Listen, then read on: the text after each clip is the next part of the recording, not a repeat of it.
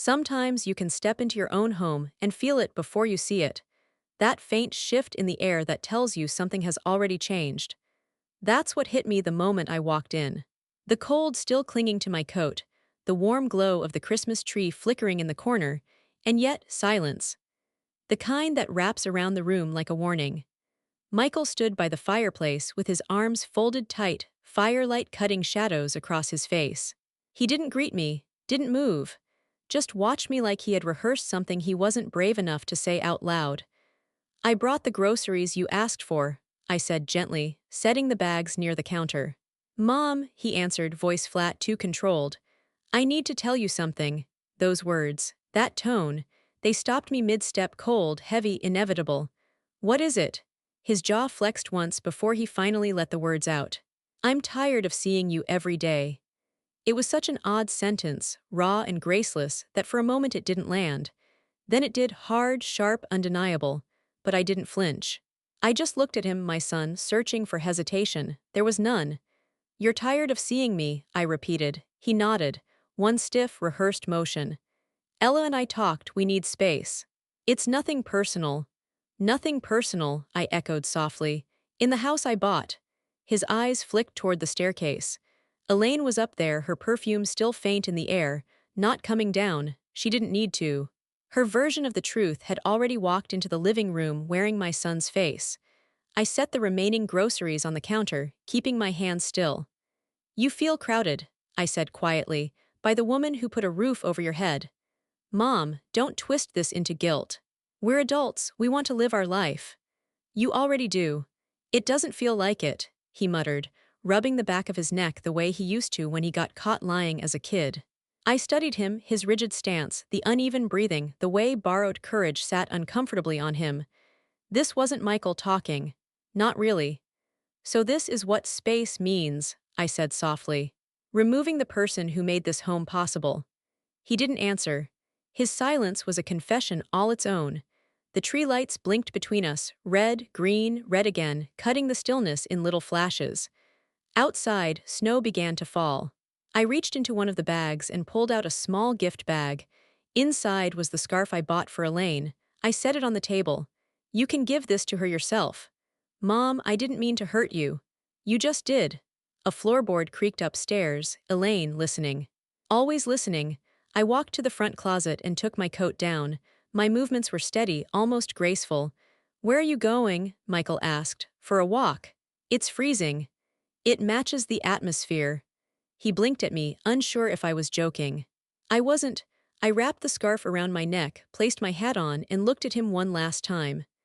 "You know," I said quietly, "when you were 10, you begged me not to sell this house after your father died.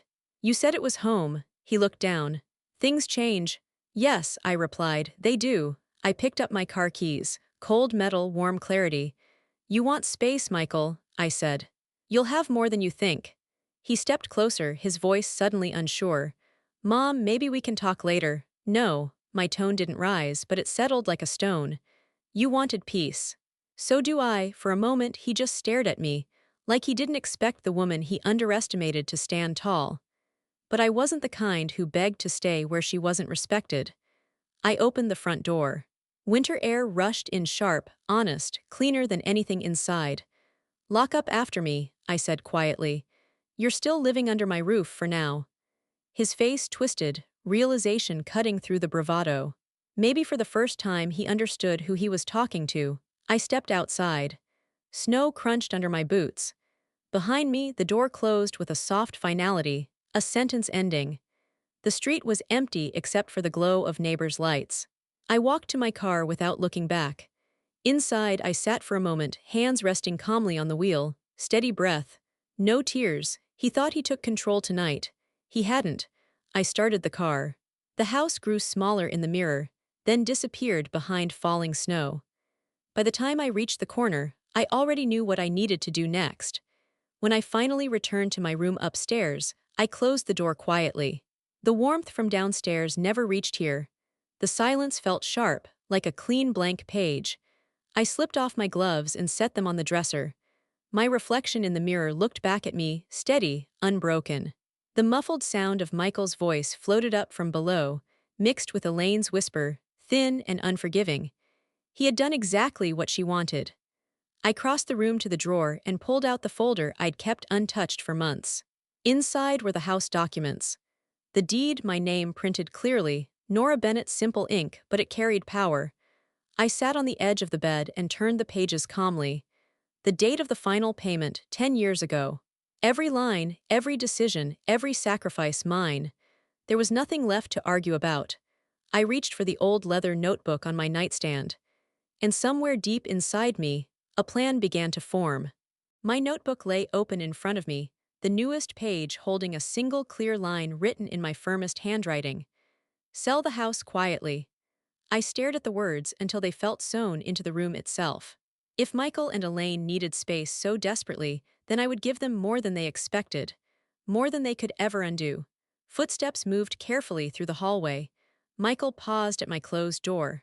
"Mom, are you okay?" Completely, I answered. My voice didn't waver.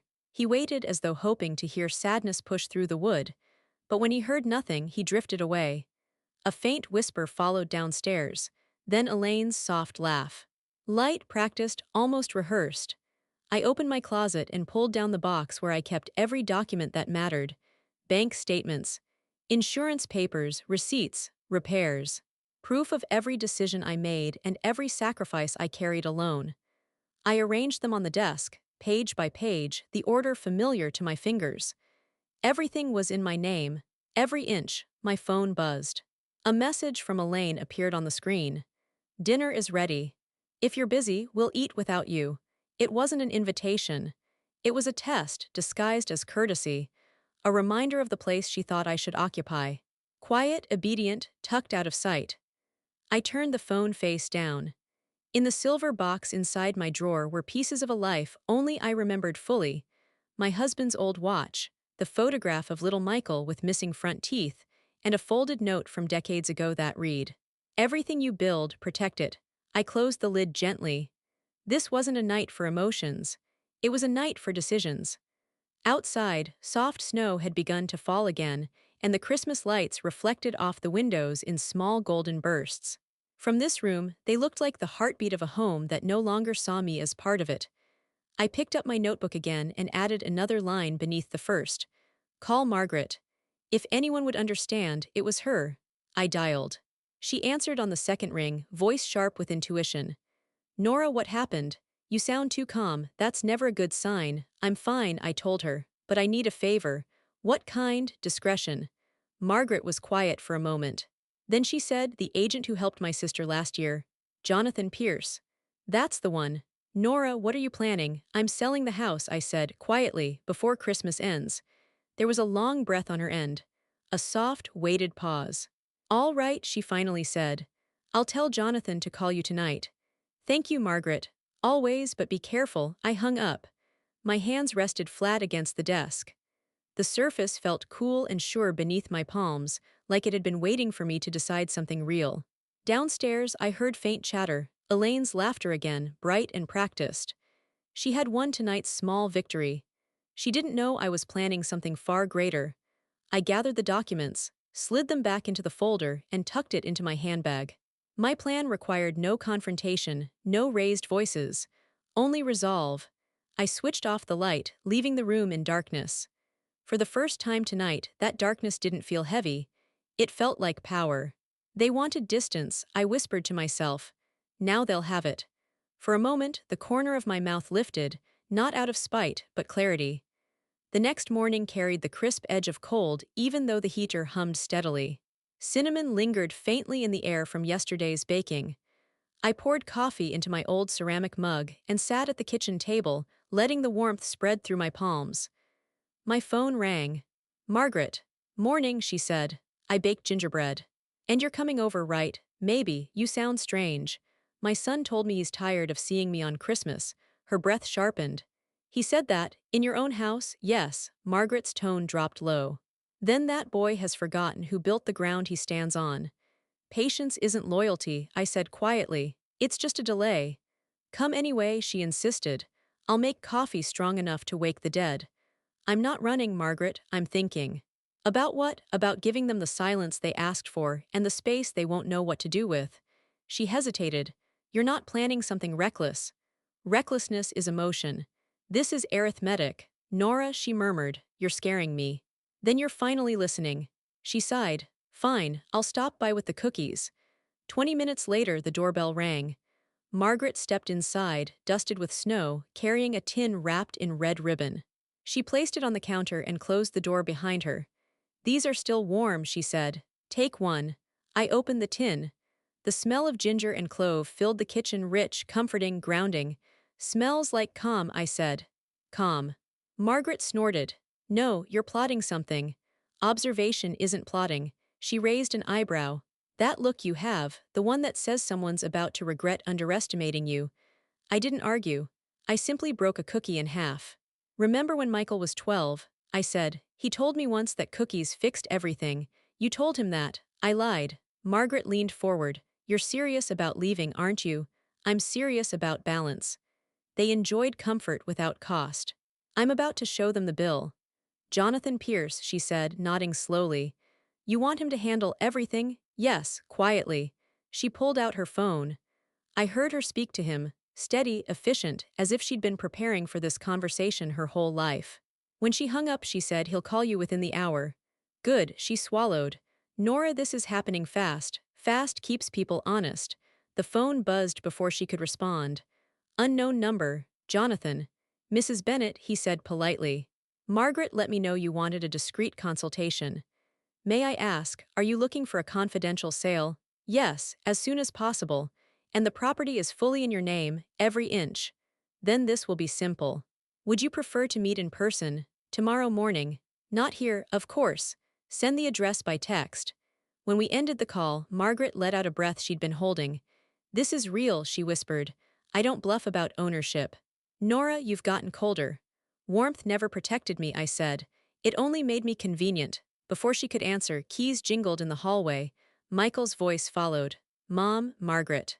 He walked in wearing his coat, cheeks pink from the cold. It smells good in here, he said. Gingerbread, Margaret replied. He took a piece, chewing slowly.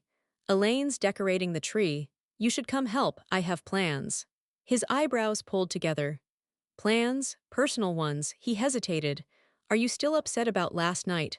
I met his eyes evenly. I'm not upset.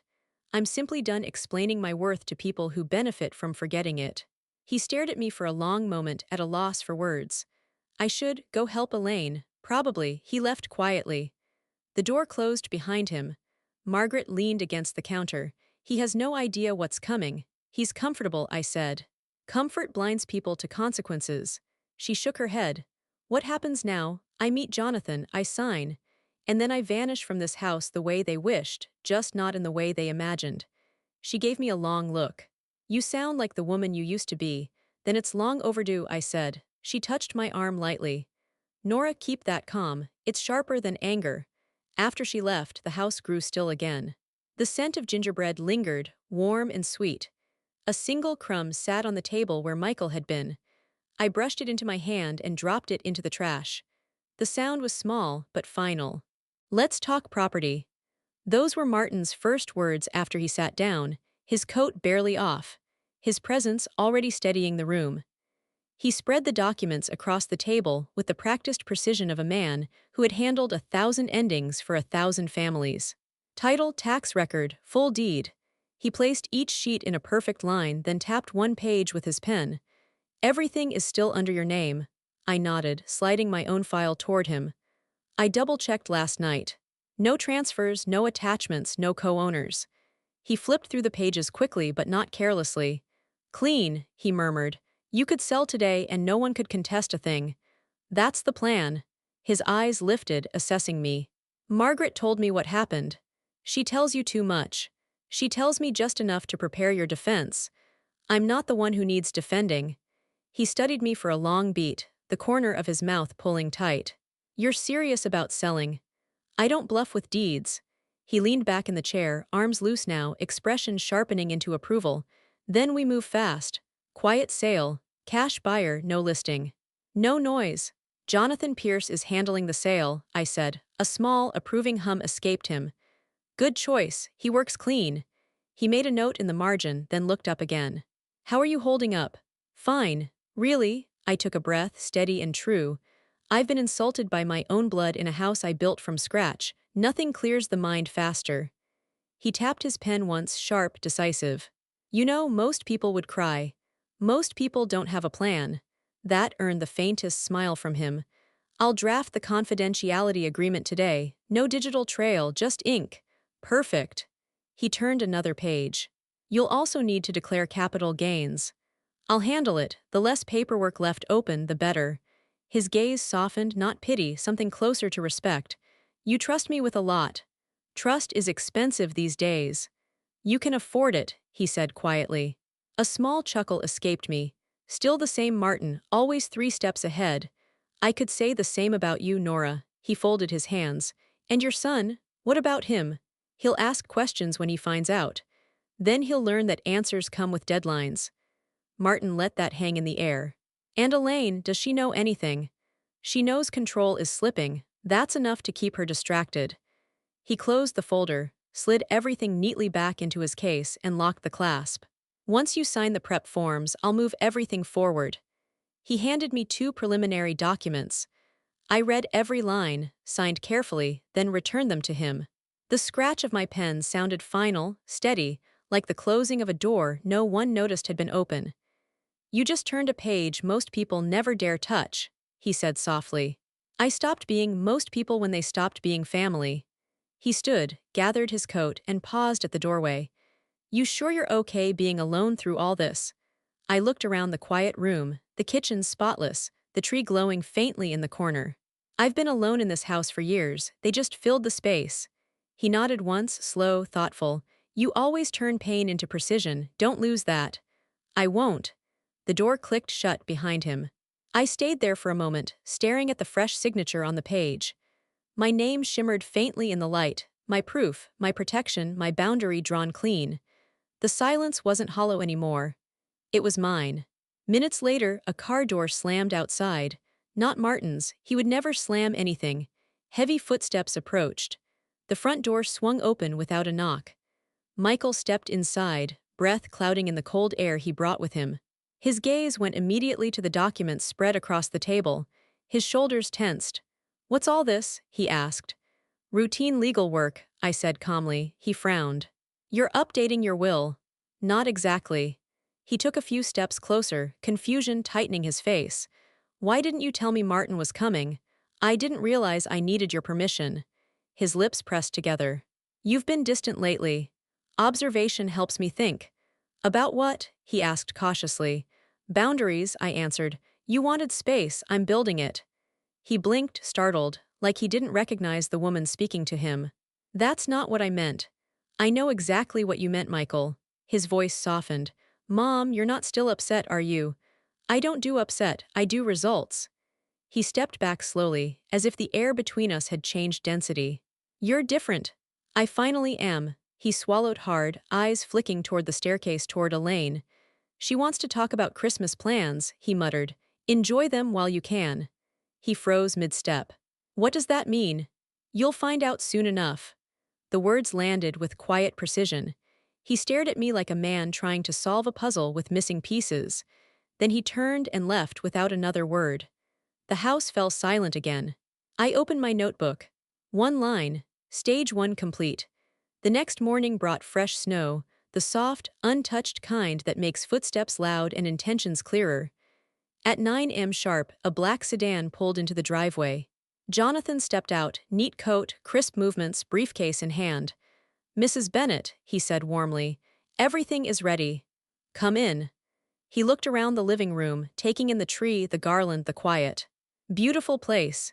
It used to be a home, I replied. Now it's just property. He nodded once. Then let's treat it as such. We sat at the table. He opened a thick folder, all tabs and markers and flawless organization. I found a buyer, he said. Full cash offer, private closing. They want everything wrapped up by Friday. That's 2 days from now. Yes, ma'am, they're prepared. Perfect. He slid the offer sheet to me. I read it slowly, methodically. Transfer through escrow, holding account to protect my identity, immediate handover upon closing. No public listing. I reminded him. Of course, no sign outside, no open house. Only vetted buyers. I raised my pen and the paper welcomed it. Each signature felt like reclaiming breath. Jonathan glanced at me, impressed. You're not nervous at all. I don't waste energy on second thoughts. He smiled faintly. If all clients were like you, my life would be easier. I'm not selling a memory, I said softly. I'm closing a chapter. He nodded in respect. Just then the front door opened. Mom, you here? Jonathan stiffened. I didn't. In here, I called. Michael stepped into the room, eyes bouncing between us, confusion tightening his jaw. Who's this? Jonathan Pierce, I said calmly. He's helping me with a transaction. Michael's posture tightened. What kind of transaction? Maintenance, I replied. Nothing you need to worry about. He stepped forward. You're selling something? Jonathan looked to me. I gave a tiny nod, stay silent. Grown-up business, I said. Finish your coffee before interrogating me. He glared. Elaine should be here for this. She shouldn't, I said. This concerns me, not her. Jonathan checked his watch. Mrs. Bennett, I'll finalize the documents and send confirmation at noon. Thank you. He packed quickly and slipped out the side door. Michael turned back to me. Tell me you're not doing something stupid. I'm doing something permanent. He blinked. What does that mean? It means this house won't be a cage anymore.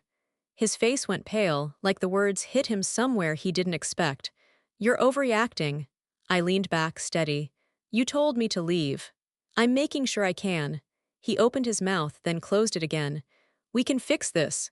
No, Michael, you can decorate the tree and pretend we're fine. I'm past pretending. He swallowed. Does Elaine know? Not yet. She'll notice soon. You're making a mistake. I've made plenty, I said quietly. This isn't one. His gaze dropped to the table, to the papers, to the pens still resting beside them. You kept everything, he whispered. I built everything, I answered.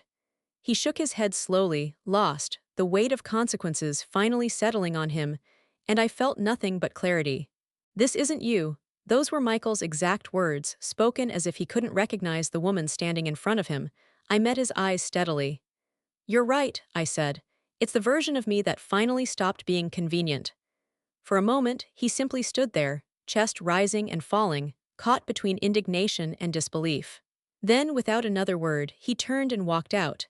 The door didn't close softly this time. He slammed it hard enough to rattle the wreath on the wall. The sound barely touched me. I gathered the signed forms from the table and slid them back into the folder. On the top page, the words stared up at me with quiet certainty. Seller, Nora Bennett, sole owner. The air felt clearer already. I called Jonathan. He's gone. Good, he replied without hesitation. The buyers accepted everything. We'll close Friday at 2 o'clock.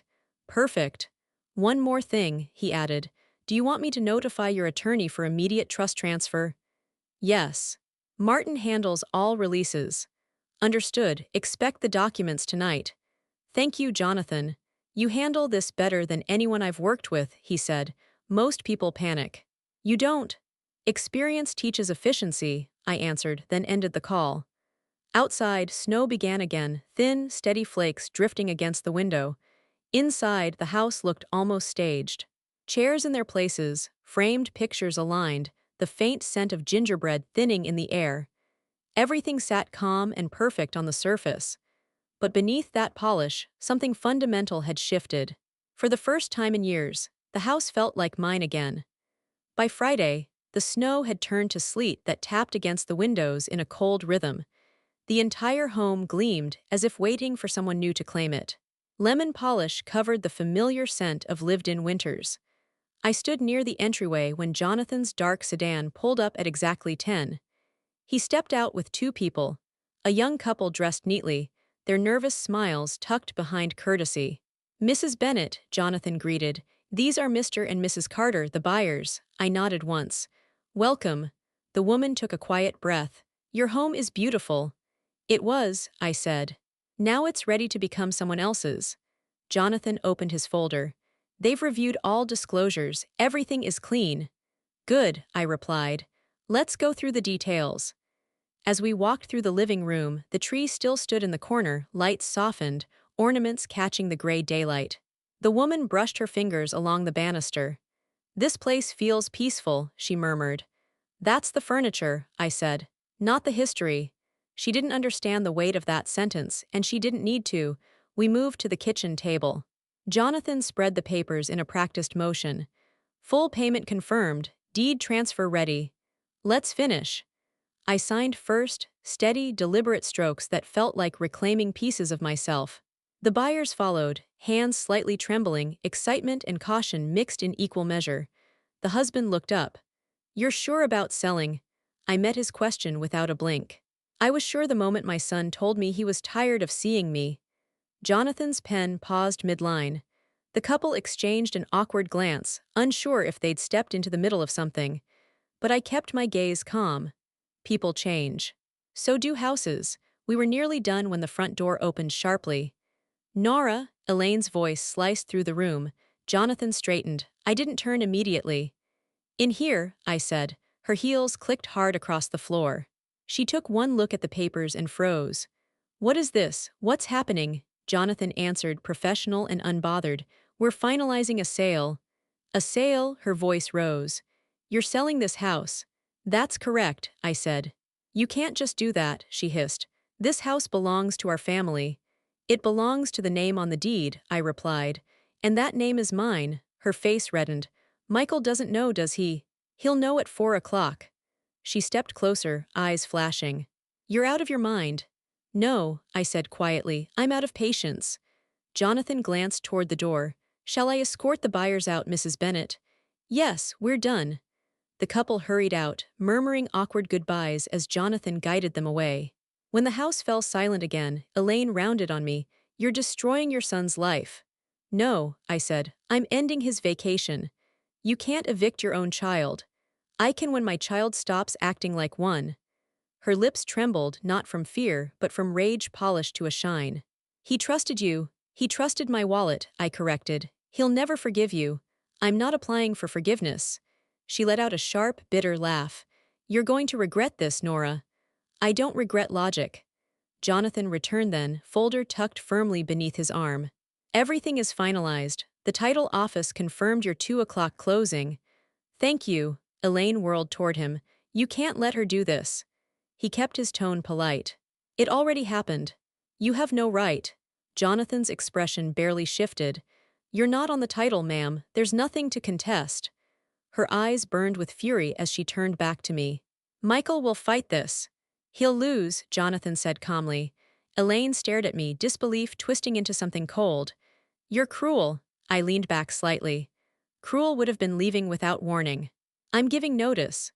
She stormed out, slamming the door so hard the wreath fell to the floor. I picked it up gently and set it aside. The house settled into silence again, clean, open, waiting. I checked my watch. 1 hour. 1 hour until the last thread tying me to this place would finally be cut. I poured myself a cup of black coffee, stood in the center of the room, and whispered into the stillness. They wanted space. I gave them emptiness. Paperwork has always been my battlefield, not arguments. So when Michael tried to intervene, his voice landing shaky and unsure, I didn't flinch. Mom, we just needed time, the holidays. You had years, I cut in. Time was never the issue, integrity was. Elaine folded her arms tightly, a posture she used whenever she felt cornered. We were going to pay it back, she snapped. With what morals? I asked, her glare sharpened. You're not as innocent as you pretend, she hissed. You manipulate everyone. I don't manipulate, I replied calmly. I document. You can't throw us out, she warned. I don't need to, I said. The law already will. A sharp knock interrupted whatever venom she was preparing next.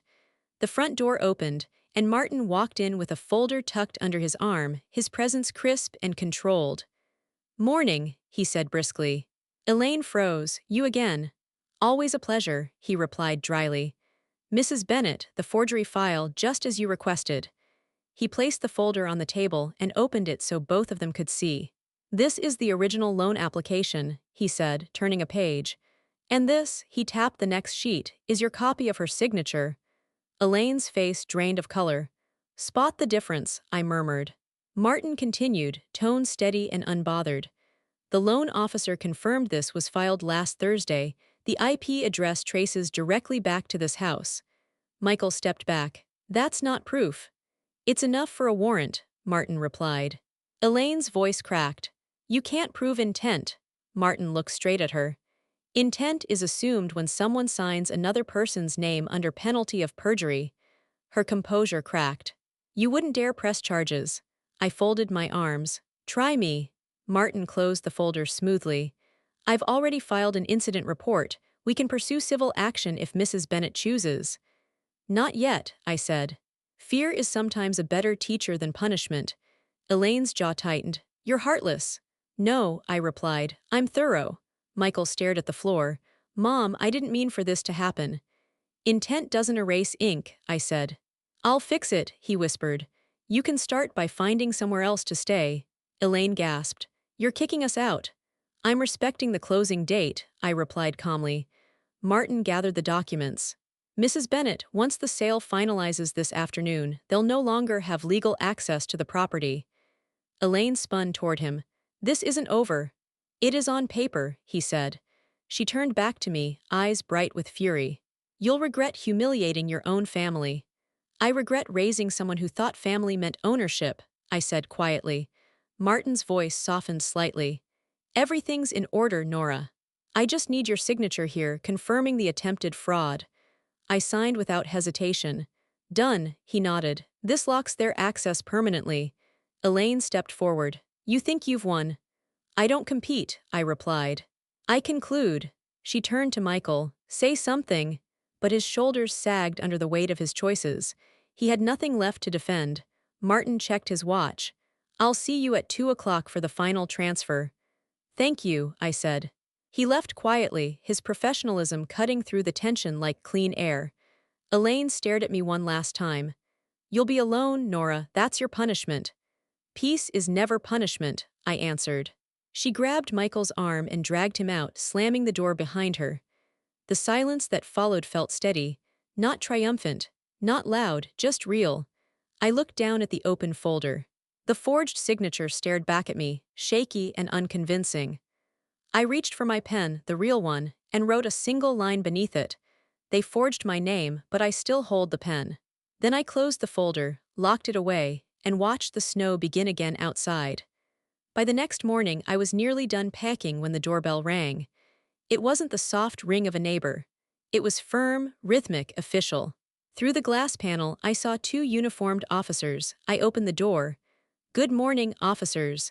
The male officer stepped forward. Mrs. Nora Bennet. Yes, he lifted a folder. We have a warrant to conduct a property check. A complaint was filed by Mr. Michael Bennet and Mrs. Elaine Bennet. I didn't blink. A complaint for what? They claim you sold this property without their consent, using assets belonging to the family. Interesting, I said. Come in, the female officer hesitated. You're aware of the sale currently under review. Completely. The closing was finalized yesterday at 3:14 p.m. The deed is already recorded. The officers exchanged a glance. Then you won't mind if we take a look. Please, I said. Just don't trip over the truth, it's sharp. As they entered, Elaine's voice drifted from the hallway, thin, dramatic, poisoned with desperation. You see. She's hiding everything, she appeared behind them. Michael trailed after her, looking worn. Ma'am, the officer said, please remain calm. She stole our home, Elaine cried. Correction, I said. I sold my home. Michael's voice cracked. You didn't warn us. I warned you repeatedly, I replied. You mistook warnings for weakness.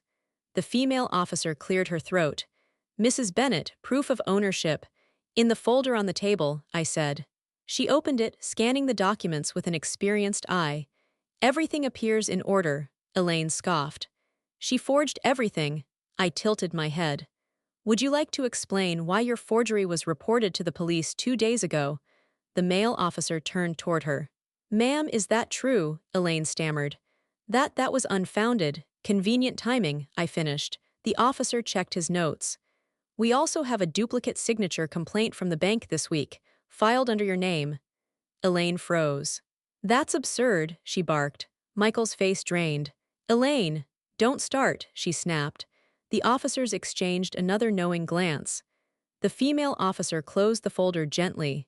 Mrs. Bennet, she said to me, your documentation is complete. We have no grounds to continue this inspection. I assumed as much. The male officer added, we'll file this as a false report. You may file harassment charges if you wish.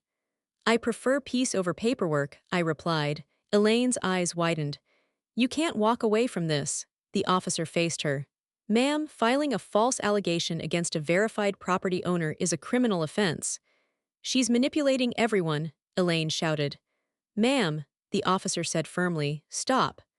Before the moment could collapse further, the side door opened and Martin stepped inside, briefcase in hand. Officers, he said smoothly. Perfect timing. I brought certified copies of the sale confirmation, tax clearance, and the fraud report filed against these two individuals. Elaine's knees nearly buckled. You're lying. The county recorder doesn't lie, Martin replied. Michael tried to speak. Mom, please, don't call me that, I said evenly. You used that word for convenience long enough. Elaine pointed wildly. She's turning everyone against us. Enough, the officer said sharply. Martin handed over a sealed envelope. The law is clear, please add this to your file. The female officer nodded. We will, Elaine's voice cracked. This isn't fair. Fairness doesn't exist in theft, I said. Michael whispered, voice breaking, you're punishing us. I looked straight at him. I'm educating you. The officers closed their notebooks. We're done here. They stepped outside. Martin adjusted his tie. Well, that settles it. Almost, I said. He paused. Almost. I'd like to proceed with the fraud case after all. A faint smile touched his mouth. Understood, I'll file it today. Elaine spun toward me. You can't do that. I can, I replied, and I will. Michael stepped forward, tears in his voice. Mom, please don't ruin our lives. You ruined your own, I said. He looked away. Elaine muttered something under her breath, something petty, bitter, powerless.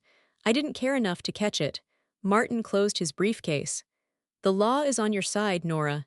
Any appeal they attempt will collapse in days. That's not what I'm after, I said softly. He frowned. Then what are you after? Closure. Elaine let out one last, brittle laugh. You'll end up alone. I met her eyes. Alone and free is better than surrounded and trapped. For the first time, she had no answer. Martin nodded. The reports will be filed by noon. After that, they can't touch you. Good. Outside, the snow fell again, soft, steady, merciless. Elaine's voice shook behind me. Where will we go? Elaine's voice cracked, thin and trembling at the edges. That, I said evenly, was a question you should have asked before betraying me. She glanced around the empty room, the stripped walls, the bare floors, the hollow echo where comfort once lived. For the first time, she truly saw what she had lost. You'll regret this, she whispered. I don't regret ending mistakes. Martin handed me a folder, his tone brisk. Everything is secure now. The buyer takes possession tomorrow morning. I nodded once. Then this chapter is finished. When the door shut behind them, silence rolled through the house again, clean, heavy, final. I poured myself another cup of coffee, calm and steady. Outside, snow swallowed every footprint leading away from the house. It was past midnight when I heard it, a faint metallic clink at the back door. Not wind, not an animal. Intent. I stayed still, listening. Another click, a whisper. Michael, hurry up. Elaine. I exhaled slowly, turned off the lamp and stepped into the hallway. The security monitor cast a soft glow. Two shapes in the snow. One fumbling with the lock. I pressed record. Another whisper floated through the cold air. The papers must be here. She hides everything. The lock gave a soft surrender. They slipped inside, quiet, cautious, guilty. I waited until they crossed the living room. Then I flipped the switch. The room flooded with light. Looking for something, Elaine froze. Michael spun around, face pale. Nora, I mean, Mom, we thought you were asleep. I don't sleep through felonies, I replied. Elaine tried to force a smile. We just came to get what's ours. Ours? I folded my arms. Remind me which part of my sold property belongs to you, Michael swallowed. You left files behind, important ones. Those files are locked, I said. Like the truth you keep avoiding. Elaine's tone sharpened. We know you still have a copy of the sale contract. If we get it, we can prove you cheated us. Cheated? I stepped closer. You forged my name, filed false reports, and broke into a home you no longer own. If irony needed a definition, this would be it. Elaine's eyes darted toward the desk. Michael, get the folder. He didn't move. Michael, she snapped, do it.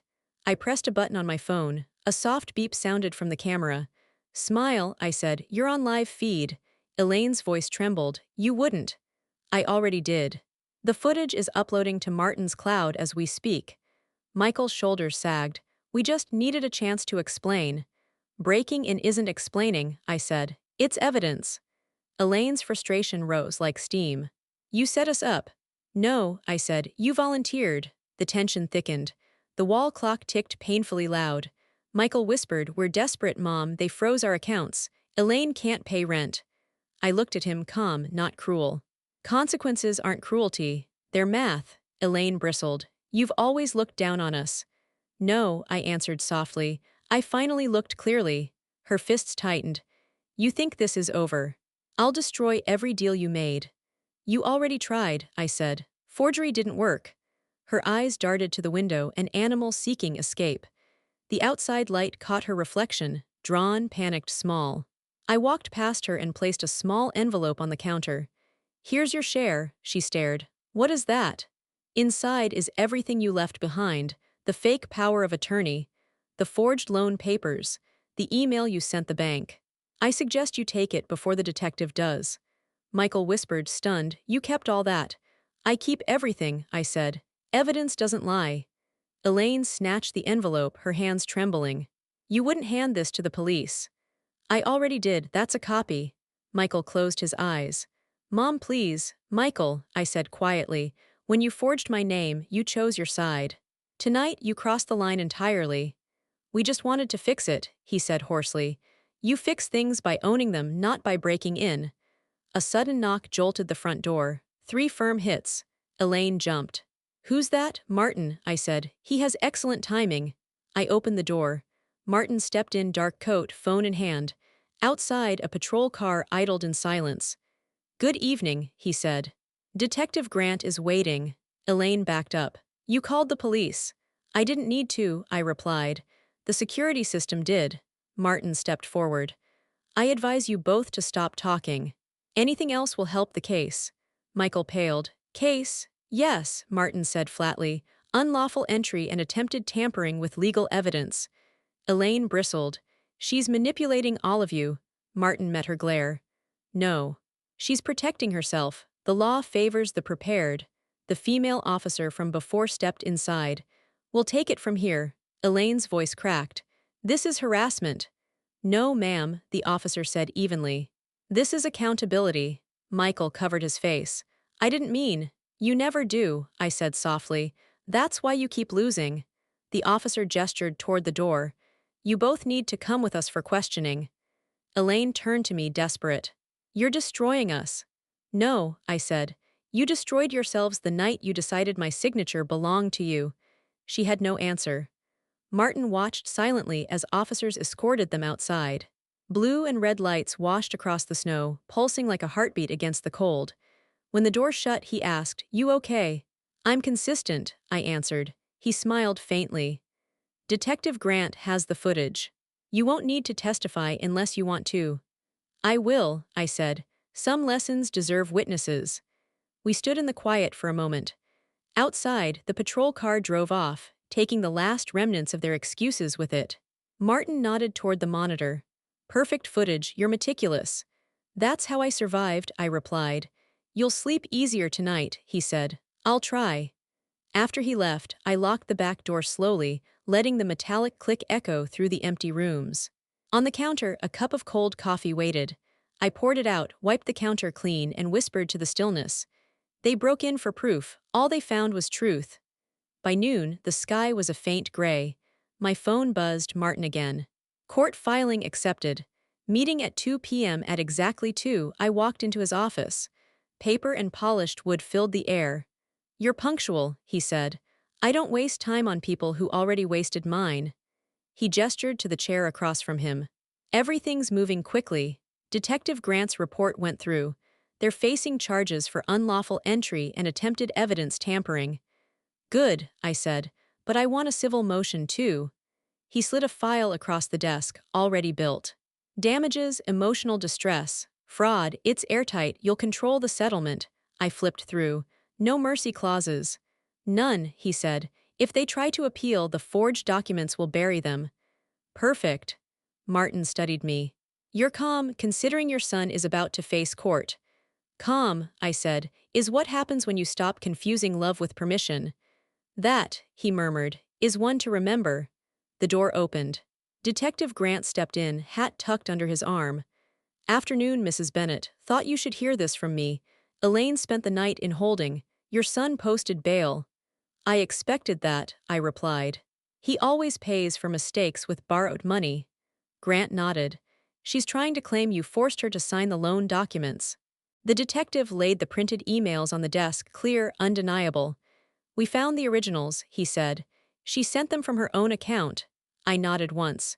Truth always leaves fingerprints. Martin turned to him. Do we have a hearing date? Wednesday morning, the detective replied. The judge requested an expedited review. Good, Martin said. That settles everything before the transfer fully closes. Detective Grant gave a small, amused smile. You two are frighteningly efficient. I'm old, I replied, not slow. When he left, Martin handed me another envelope. One last matter. The buyer wants a public confirmation of ownership to prevent future disruptions. I drafted something simple. I read the short statement aloud, voice steady as glass. The property at 412 Maple Drive has been legally sold and transferred. Any future claims are false and will be treated as fraud. Perfect, I said, signing. Send it through whatever channel reaches the farthest. Martin chuckled softly. You really want this public. I want people to understand what happens when greed challenges documentation. He nodded, a look of approval settling in. You remind me of my first client, quiet but lethal. I just like clean endings, I replied. My phone buzzed. Unknown number, I put it on speaker. Mrs. Bennet, Michael's voice trembled. Elaine is falling apart. She says you ruined our lives. I didn't ruin anything, I said. I corrected it. Please, he whispered, cracking. If you drop the case, we'll leave the state. We'll sign whatever you want. You've already signed more than you should, I replied. Goodbye, Michael. He started to protest, but I ended the call. Martin let out a breath. That was harsh. No, I said. That was final.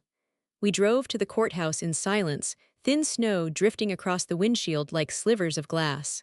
Inside, the hall smelled of old paper and morning coffee. Elaine was already seated with her lawyer, looking smaller than I had ever seen her, her confidence stripped away, leaving only fear beneath. Michael sat beside her, hands clasped so tightly his knuckles whitened. When the judge entered, everyone rose. The hearing moved swiftly, too swiftly for them to anchor themselves. Martin presented everything with precision, the emails, the forged signatures, the bank alerts, the footage of their break-in. Each piece dropped like a stone. Elaine's lawyer tried to object twice. The judge silenced him both times. All items are verified, the judge said. Elaine's voice broke. She's my mother-in-law. She's doing this to destroy us. The judge turned toward me. Mrs. Bennet, do you wish to respond? I stood, slow and deliberate. No, Your Honor. I'm not here to destroy anything. I paused. I'm here to document. Silence filled the room, sharp, clean. Well documented indeed, the judge said. The ruling was swift. Outside the courtroom, Martin handed me the stamped copy. They're barred from contesting the sale, and they're blocked from all your accounts. Good, I said. Let them learn what quiet feels like. He gave a faint smile. Most people would celebrate. I don't celebrate justice, I said. I maintain it. We stepped into the cold air as the courthouse bell chimed 3 times clear, honest, final. What's next? He asked.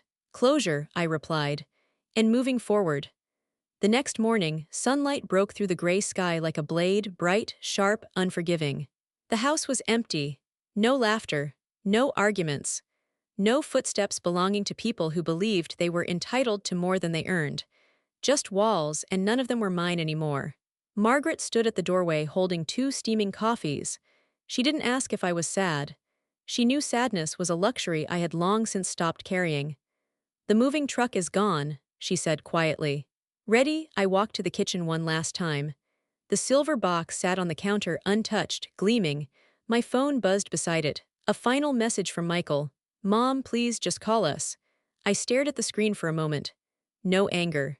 No hesitation. I blocked the number. Then I opened the silver box. Inside lay Daniel's old letter and yesterday's court ruling, the past and the present sitting side by side. I kept my promise, Daniel, I whispered. I didn't let them take what we built, I let it go on my terms.